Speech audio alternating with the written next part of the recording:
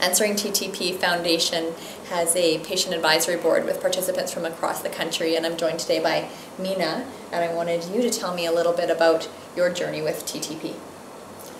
It started in 1994 when I had two small children, and I had started out with a virus and feeling very sick and very lethargic, very fatigued.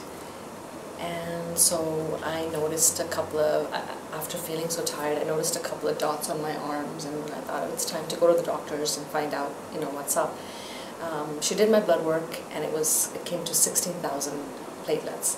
Her advice to me was, go home, Mina, and rest, do not go skating, and be careful you don't fall. It's very dangerous to have 16,000. So it's to do with virus, and it should get better. So come back to me in a couple of months.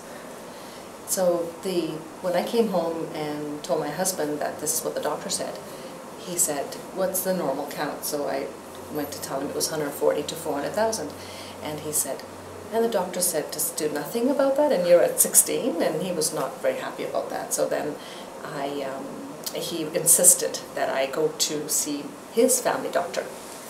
And so his family doctor did the test again, or actually he decided to, he looked at my arms and he said, "Well, if those dots increase, come back on Saturday and we'll look at another blood work."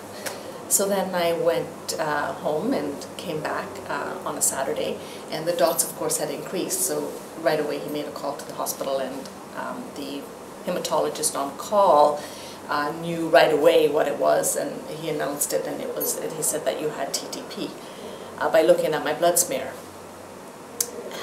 So, of course, we'd never heard of that term, and so we were quite nervous about it, and he went to tell us how fatal this disease was, and that he was hoping that the treatment would work.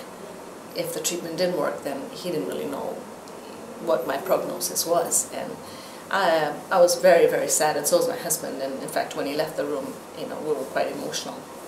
It took one of the student doctors to calm me down. So I was treated with plasmapheresis, and at that time in 1994 it was treatment in ICU. I got plasmapheresis and, of course, prednisone, a high dose of the prednisone drug. And I responded quite well, and I got better. And then a few months later, actually a couple of weeks later, I was discharged. And then a few months later, the episode came back.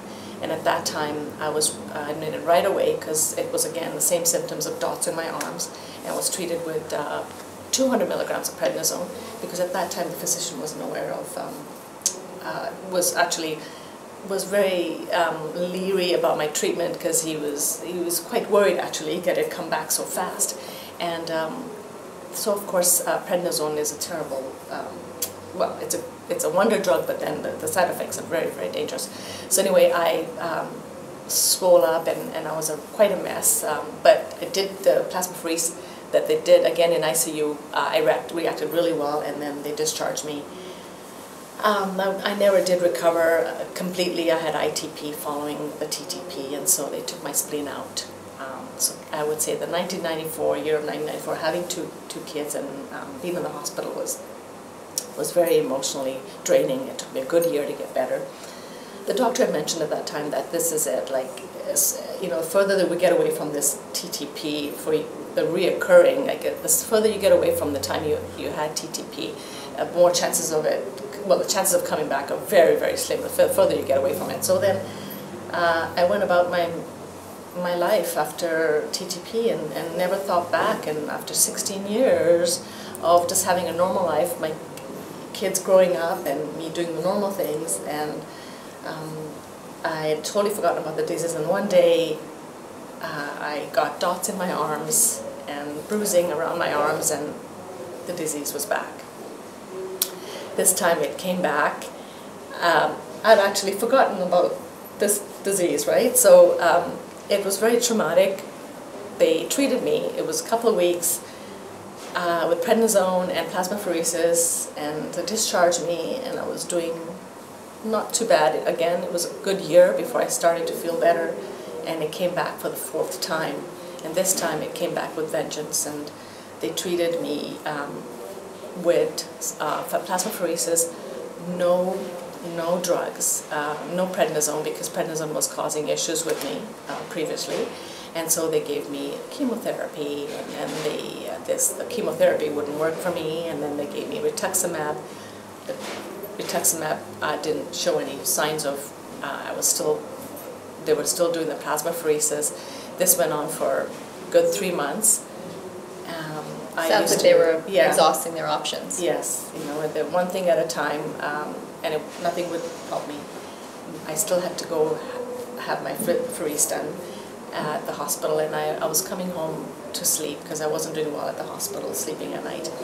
And I discovered answering TTP at that time. I wish that I discovered it sooner. One of the nephrologists came up to me and said, that there's a foundation, and would you be interested in being part of it? And I just jumped up in joy. And when I came home that night, I called Sid from Answering TTP, and she was such a relief for me to talk to, because she had been through it, and it was great to talk to somebody that had been through what I'd gone through. And after that, back at the hospital, I'm still on the machine. Every time they took me off the machine, my platelets would fall. And so we got to a point where they did an ultrasound and found that my spleen had regrown. I'd forgotten to mention back in 1994 they had taken my spleen out. So after 16 years of remission, the spleen had regrown. So they did laparoscopic and took it out. Still my platelets would fall, they wouldn't stay up. And so the doctors were kind of scratching their head, and they came to us one night and said, really, we're at a point where we've tried everything, and you are the most difficult patient we've ever dealt with. Most refractory patient is what they used. And that's when I got quite emotional, and actually got depressed. Of course. Yes. And so